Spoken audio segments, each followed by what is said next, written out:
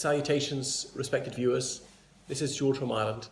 This video is about farm confiscations in South Africa and why they ought not to take place. Well, one needs some historical context before discussing this thorny issue. Surely everybody would know that the autochthonous people of South Africa are black. Some of them are San people, and they're also indigenous Africans, but they're not really black, if you see what I mean.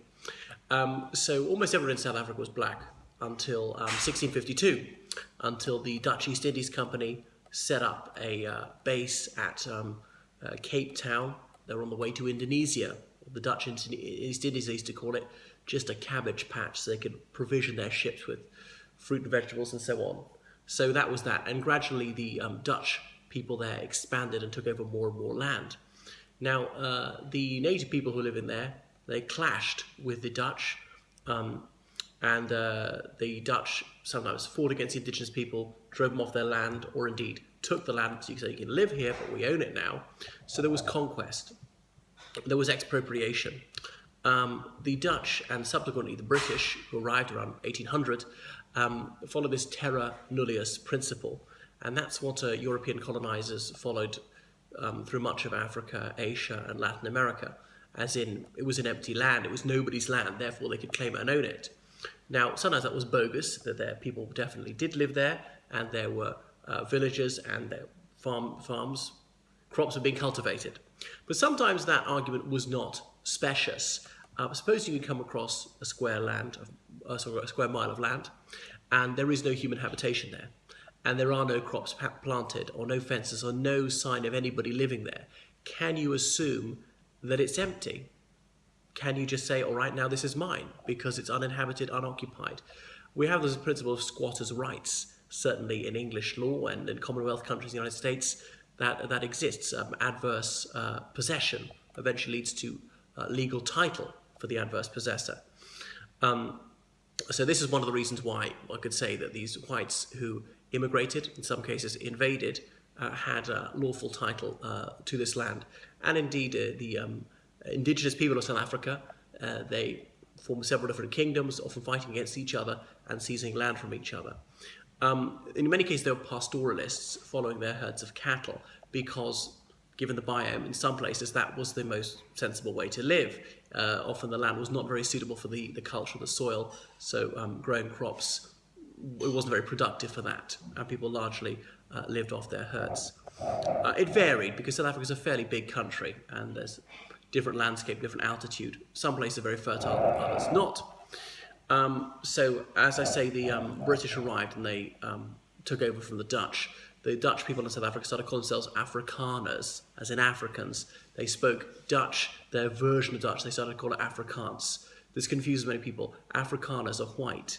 They are of Dutch descent largely, and they speak the Afrikaans language, which is old-fashioned Dutch. There's some mixed race people as well. There were some Cape Malays, as they call them, really Indonesians. People came from India as well, and that's that. The Rainbow Nation, they call it. So the whites had a monopoly on political power and most of the wealth, most of the land, and discriminatory legislation was passed, and the black majority were mistreated and deprived of many of their rights. 1910 was the Native Land Act, and that set aside something like only 13% of the land for the black majority, and the rest of the whites. It tended to be land of very low economic value the black community was permitted to possess. And South Africa is very rich in minerals, and the whites had all the mines. So that was that. So the black majority suffered severe injustice. Anyway, fast forward to 1994, and that situation ended. Apartheid was abolished. Nelson Mandela became the first black president of South Africa. We call it a rainbow nation because there's several ethnic groups. So the ANC, African National Congress, is the ruling political party, has been since 1994, and it's the party that spearheaded the campaign to overthrow apartheid. So they're the vanguard of racial equality, as they would see it. And when they came to office, they said that land reform was a priority.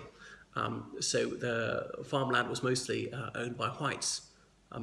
almost half the whites left the country since the 90s. South Africa had one of the highest murder rates in the world in the 90s, which is a damning indictment of Mandela's presidency. Nothing was done about land reform, really. There was black economic empowerment in the 90s, but largely that was giving contracts, governmental contracts to companies which had black chief executives. And that wasn't doing much for the black working class, which is the majority of the black community, some of whom still live in poverty and unemployment is quite high. That the ANC, which is the party of the black working class, has not done enough for the black proletariat. Yes, there are quite a few black millionaires now, and there's a healthy black middle class, but as I say, the black working class, they are better off than they were in the 90s. I held no brief for the ANC. I also recognise that apartheid was totally unfair, moronic. I'm very glad it's been consigned to the dustbin, never ever to rise again. Things are better in South Africa in every regard than they were under apartheid. However, that doesn't mean we should have land expropriation now. So Cyril Ramaphosa became president last year, and he said, okay, we'll now have land reform. There was a big study of it done in 2016. Why is he doing it now? Well, the economy is stagnating. There's a lot of bad news on the horizon.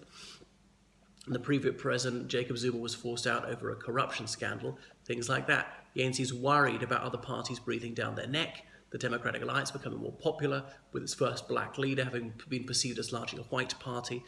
Public services are in a poor state, unemployment is too high, the health service is creaking.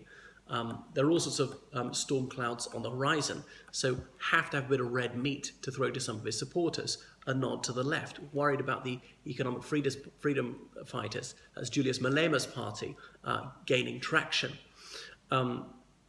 So the idea is to take away farms from whites and not pay them a rand in compensation. Now, I'm saying this is unfair. So we shouldn't take away people's property on the basis of the colour of their skin. That's like apartheid in reverse. I don't want anyone to be mistreated on the grounds of their ethnicity. And as I've fully acknowledged, that's what apartheid was about mistreating the black majority, which was nauseating and moronic. I don't want social engineering. I don't want races to be kept apart. I want race mixing. Interracial marriage is a completely healthy thing. Let's mingle. So it's unfair and it's racist. And will it do that much for the black working class? I mean, if they divide up farms and give them to smallholders, that would do something. But will it not just be ANC giving it to their cronies again, rather than giving it to those who are in need? So it's the people who are running farms these days, they tend to be successful at it, and they've done it for decades. But you go to someone who's never run a farm, he might not really, or she might not know what they're doing. Might be someone who's worked in a farm, a labourer, so he or she would have some idea. That's a bit different from managing it. So the people who are running farms are usually fairly good at it, and I'm not saying because they're white, some whites are useless at farming. I'll be completely lousy, and obviously a black person can be superb at farming.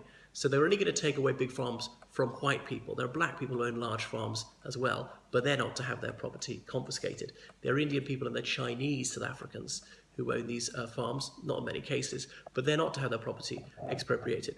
Anyway, Zimbabwe tried this in the 90s, and it was cataclysmic, so much so that they backpedaled. The president of Zimbabwe, Emerson Mnangagwa, a man who took up arms against white mastery in Zimbabwe, who was tortured for all that, the crocodile, as they call him, Mnangagwa, has changed course. Even he's performed a volte-face on this one and say, we're not going to talk about Zimbabweans as white or black, they're just Zimbabwean. We accept white Zimbabwean farmers have a right to own their land. And let's go along with the ANC's argument that this was stolen land in the 17th century. Let's say that's entirely valid. It doesn't mean we still have to regard it as being stolen over 350 years later. Somebody stole something in the 17th century, and then his great-great-great-great-great-granddaughter has inherited it. She shouldn't be penalised for the wrongdoing of her ancestors. The people, obviously, they'd seized the land from, had often been pushing each other off the land.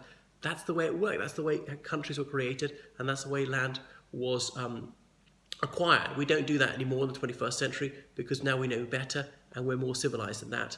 The other thing is, supposing I bought a farm in good faith in South Africa from a white farmer, and he'd inherited it from his great-grandfather, who'd bought it from someone else, whose ancestors had stolen it in the 17th century. That doesn't mean I should be penalised I bought it believing it was bona fide property, and so I'm suffering for a crime I didn't commit, and the chain has been broken several times through legal sales. So it's unfair like that, and obviously it will hit the economy. People will lose faith in South Africa. It'll be very bad for the stock market in South Africa. People will disinvest. If this is going to be taken away, what else is going to be taken away? Next, they'll go after affluent black people, some people who cooperated with the apartheid regime. Maybe Ramaphosa say, well, we're going to penalise them too, because they gained an economic advantage prior to 1994 by being an Uncle Tom for the whites. So we've got to take it out on them. So for all sorts of reasons, this should not go ahead, and it would probably be disastrous if it did. And this is despite me holding no brief for apartheid and recognising that system can never, ever come back again.